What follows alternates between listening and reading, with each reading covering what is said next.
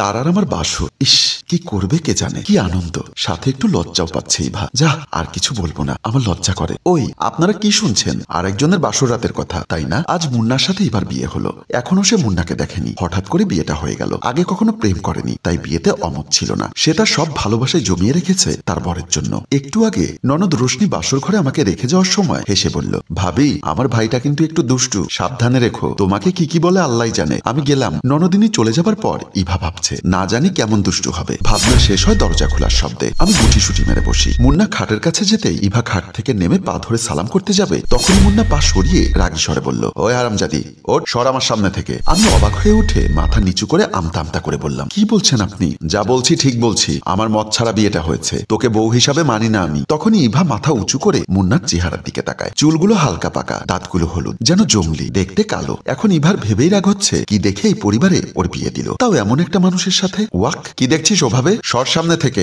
বলে আমাকে খাটে ফেলে দিয়ে খাটের নিচ থেকে একটা মদের বোতল বের করে সেটা নিয়ে রুমের বাইরে চলে যায়। আমি খাটের উপর বসে চিন্তা করছি, এখন কি হবে। কি ভাবলাম আর কি হলো। ড্রয়িং রুমে এসে মুন্না সোফায় বসে আর মদের বোতল থেকে মদ ঢালে গ্লাসে। তা দেখে দেখে গান করছে, আমার রাজ্যে আমি রাজা, নাই আমার রানী, তাই আমি খাই শুধু মদ আর পানি। একটু পর মুন্না প্রায় মাতাল হয়ে রুমে আসে। ইভা তখন খাটে বসে আছে। তাকে খাটে বসে থাকতে দেখে মুন্না বলল, কিরে, ওই তুই খাটে কি করিস? নাম খাট থেকে, ওখানে শুধু আমি ঘুমবো। ইভা কোনো কথা না বলে খাট থেকে বালিশ নিয়ে ফ্লোরে আসে। মুন্না খাটে উঠে বালিশে মাথা রাখতেই ঘুমিয়ে যায়। ইভা ফ্লোরে শুয়ে আছে, মাথাটা উপরে করে। সে কাঁদছে আর ভাবছে, কপালে কি আসলেই সুখ নেই। রাত যত গভীর হচ্ছে ইভার কান্না ততই বাড়ছে। কান্নার শব্দে মুন্নার ঘুম ভাঙে। সে নিচের দিকে তাকিয়ে বলল, ওই হারামজাদি, কাঁদছিস কেন? তোর কান্নার আওয়াজে আমার ঘুম হচ্ছে না, কান্না বন্ধ কর। ধমক শুনে তখন ইভা চুপ হয়ে যায় আর চোখের পানি মুছে বলল, সরি, আপনি ঘুমন, আর ডিস্টার্ব হবে না। মুন্না খাটে শুয়ে মুখটা ইভার দিকে দিয়ে ইভার দিকে কামুক দৃষ্টিতে তাকিয়ে বলল, ও, আমি তো ভুলেই গিয়েছিলাম, তোকে বিয়ে করেছি তো ভোগ করার জন্য। শাড়ি খোল, তোকে আগে ভোগ করব।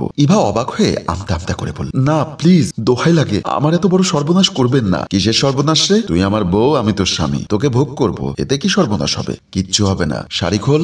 না প্লিজ, এরকম করবেন না। ধীরে ধীরে মুন্না ইভার দিকে এগোতে থাকে। মাতাল অবস্থায় ছিল তাই খাট থেকে নামার সময় উল্টে পড়ে যায়, হয়তো অজ্ঞান হয়ে যায়। ও, ইভা বাঁচলো। এখন ওর মনে পড়ছে সেই ডায়েরির কথা, যেটা 6 বছর আগে লিখেছে। ডায়েরির প্রত্যেক পাতায় লেখা ছিল তার বরকে নিয়ে নিয়ে স্বপ্ন। তার বর তাকে খাইয়ে দিবে, মাঝে মাঝে কোলে নিবে, একসাথে বাইকে ঘুরবে, কিভাবে তার শ্বশুরবাড়ির লোককে আপন করে নেবে, এগুলো নিয়ে লেখা ছিল ডায়েরিটা। এই ডায়েরিটা হারিয়ে গেছে প্রায় 3 মাস আগে বাস স্ট্যান্ডে। কি আর হবে এখন? ইভার ইচ্ছা করছে একবার যদি ডায়েরিটা পায় তাহলে পুড়িয়ে ফেলবে। ভাবতে ভাবতে মুন্না আবার উঠে পড়ে। ইভা ভয় কেঁপে উঠল, না জানি কি হবে। মুন্না উঠে সোজা ওয়াশরুমের দিকে চলে গেল। একটু পর মুন্না ওয়াশরুম থেকে বের হয়ে আসে। তার চেহারা দেখে ইভা অবাক হয়ে উঠে দাঁড়ায়। এ কি দেখছে সে? ঢুকলো কে আর বের হলো কে? ছেলেটা এত হ্যান্ডসাম ও স্মার্ট, ঘন কালো বড় চুল, দাঁতগুলোও তো একদম ফর্সা, দেহের রংটাও আকর্ষণীয়। দেখেই তো ইভা ক্রাশ খেলো। এ কি দেখছে? এটাই কেউ সেই বরটা? বিশ্বাস হচ্ছে না। মুন্না আলনা থেকে একটা সুতির শাড়ি নিয়ে ইভার হাতে দিয়ে বলল, এটা পরে নাও, কিছুক্ষণ পরই শুরু হবে তোমার সাথে আমার বাসর রাত, আমি একটু আসছি বলে বের হয়ে যায়। কি হচ্ছে ইভা কিছুই বুঝতে পারছে না। আর গেলই বা কই?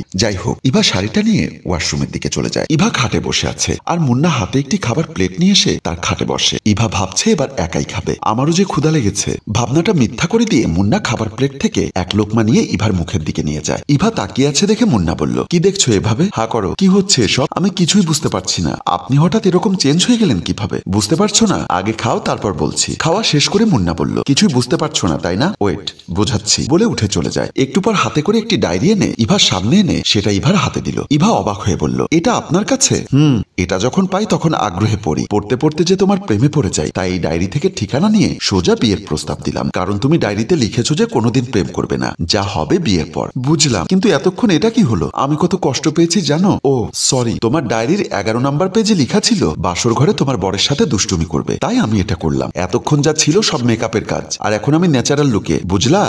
আর কখনো এরকম আমাকে কষ্ট দিবে না, ওকে জান পাখি? আর কখনো না। এবার চলো। কোথায়? কেন? ছাদে। ওকে চলো তাহলে, কোলে এসো। বলেই মুন্না উঠে ইভাকে খাট থেকে নামিয়ে জড়িয়ে ধরে বলল, সুন্দরী, এবার তোর মুখে চুনকালি মাখাবো, কেউ আমাকে আটকাতে পারবে না। ইভাও সাথে তাল মিলিয়ে বলল, ছেড়ে দে শয়তান, ছেড়ে দে। তুই আমার দেহ পাবি কিন্তু আমার মন পাবি না। মুন্না ভাবছে বউ তো আমার মতোই দুষ্টু, এখন তাহলে ছাদে নয়, কারণ দুটোই নিব, দেখি কে আটকায় বলে বিছানায় রাখে। আর মুন্না আস্তে আস্তে ইভার দিকে এগিয়ে যায়। ইভা চোখ বন্ধ করে আছে। মুন্না ইভার মুখে দুহাত দিয়ে ধরে তার মুখের কাছে আনে আর চুমু খায়, বাসরাতের পূর্ণতা দেয়। আর এখানেই আমাদের গল্প শেষ হয়। সম্মানিত ভিউয়ার্স, সব মেয়েরই একটা স্পেশাল স্বপ্ন থাকে বাসর ঘর নিয়ে। এটা কেমন অনুভূতি সেটা বিবাহিতরাই জানে। গল্পটির ভাবনায় হাশেম রাজু, পরিচালনায় এইচ.এম. কানন, চিত্রগ্রহণ ইফতি হোসেন। গল্পটি ভালো লাগলে লাইক, কমেন্ট এবং শেয়ার করে অন্যকে দেখার সুযোগ করে দিন। ধন্যবাদ।